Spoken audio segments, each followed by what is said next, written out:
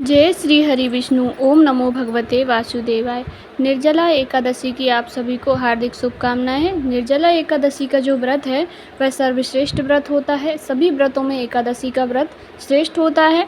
पूज्य गुरु जी कहते हैं आप प्रत्येक दिन का जो भी व्रत करते हैं, सोमवार का करते हैं, मंगलवार, गुरुवार, जितने भी आप दिन के व्रत करते हैं सप्ताह के, उन व्रतों का पुण्य एक बार समाप्त हो सकता है, परंतु एकादशी का किया गया व्रत, किया गया दान पुण्य, एकादशी का व्रत कभी भी समाप्त नहीं होता है। अर्थात एकादशी के दिन का जो पुण्य होता है वह हमारे खाते में हमेशा जुड़ा रहता है और एकादशी का व्रत सर्वश्रेष्ठ माना गया है। आप कोई सा भी व्रत यदि नहीं करते हैं और केवल एकादशी भी करते हैं तो भी आपको सारे व्रतों का पुण्य प्राप्त हो जाता है। इस एकादशी को भीमसेनी एकादशी भी कहा जाता है, क्योंकि भगवान भीम ने भी एकादशी का व्रत किया था। उनसे कोई व्रत नहीं बनता था, तब उन्हें इस व्रत का विधान श्री कृष्ण जी ने समझाया था। तो निर्जला एकादशी का व्रत इस बार 2 दिन पड़ रहा है, 17 जून को और 18 जून को। पर जब 2 दिन की एकादशी पड़ती है तब कहते हैं कि दूसरे दिन की एकादशी, जो त्रयोदशी युक्त एकादशी होती है, उसका व्रत करना श्रेष्ठ माना जाता है। तो इसीलिए व्रत 18 जून को रखा जाएगा। 18 जून को व्रत को आपको सबसे पहले सर्वप्रथम उठ जाना है। सवेरे से स्नान करने के पश्चात आपको सूर्य भगवान को जल का अर्घ्य देना है। अर्घ्य देने के पश्चात आपको व्रत का संकल्प लेना है। अपने सीधे हाथ की हथेली में थोड़ा सा जल ले लीजिए, पुष्प मिल जाए तो पुष्प ले लीजिए, अन्यथा जल काफ़ी है।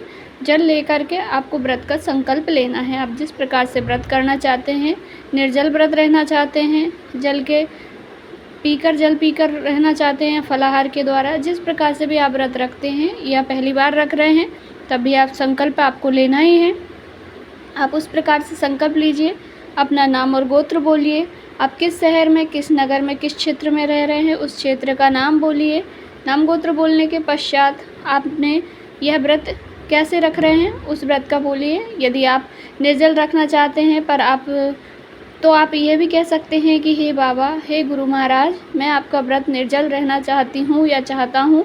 जब तक मुझसे बनेगा तब तक मैं निर्जल रहूँगी, उसके बाद जब क्षमता नहीं रहेगी तो मैं जल ग्रहण कर लूँगी। उस प्रकार से आप संकल्प ले लीजिए ताकि आपका व्रत टूटे ना, क्योंकि आपने संकल्प उस प्रकार से लिया है।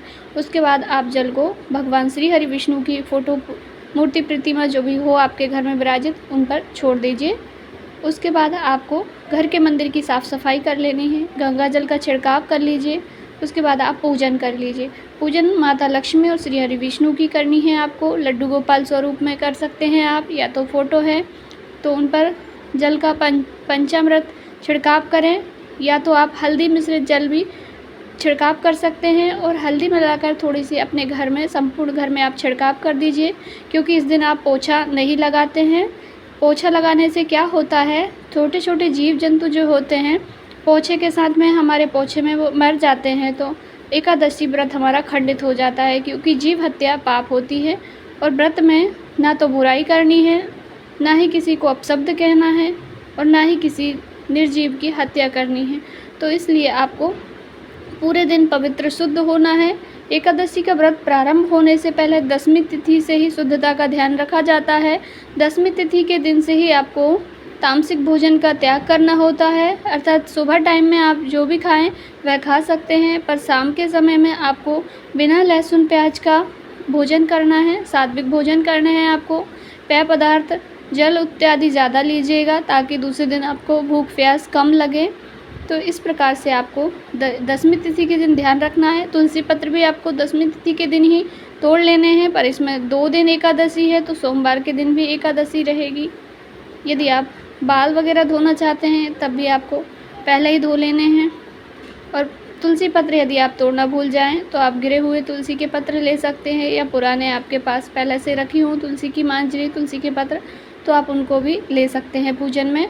इसके बाद आप भगवान की पूजन कीजिए। जो भोग आप रखते हैं, पर सूखे मेवे, या तो आप कोई भी मौसमी फल लें, केला का भोग लगा सकते हैं, या आप आम का भोग लगा सकते हैं, या आप सूखे मेवे जो लगाना चाहें, पर अन्न का भोग आपको इस दिन नहीं लगाना है। ना तो अन्न ग्रहण किया जाता है, ना ही अन्न दान किया जाता है, ना ही भगवान को अन्न का इस दिन भोग लगाया जाता है।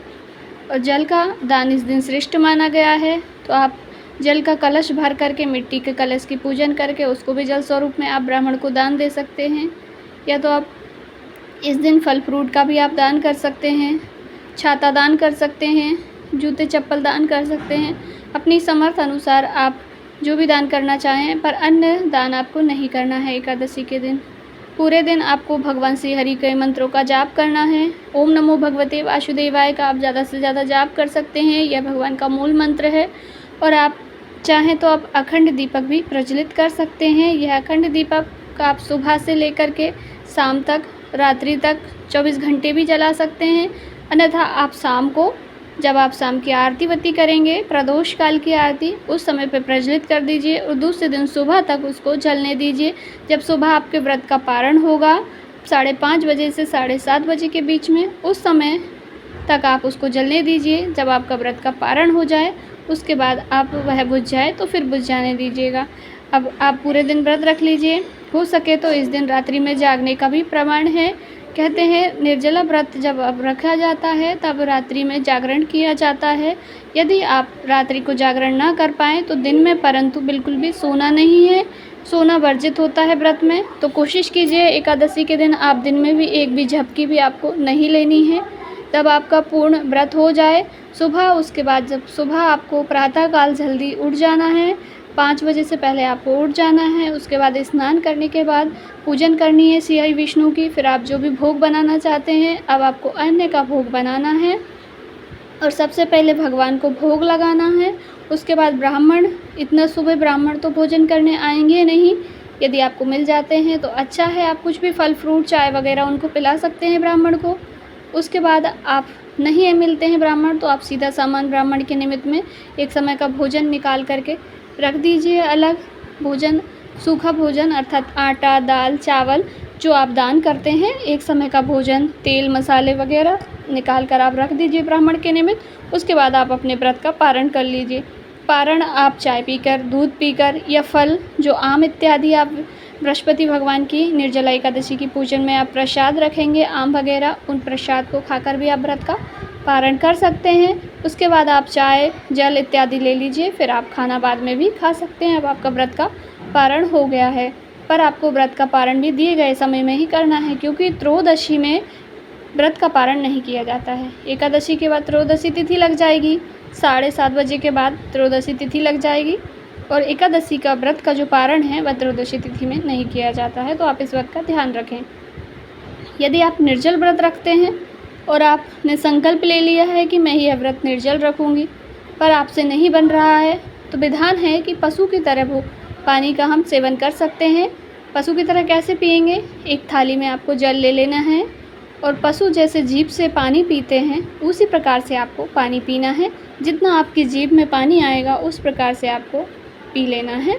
और इस व्रत में एकादशी की कथा भी सुनी जाती है। मैं आपको इसी चैनल पर एकादशी व्रत की कथा अपलोड कर दूंगी, तो आप उस पर से भी सुन सकते हैं, या आपके पास पुस्तक है तो उसमें से भी आप पढ़ करके एकादशी व्रत की कथा सुन सकते हैं।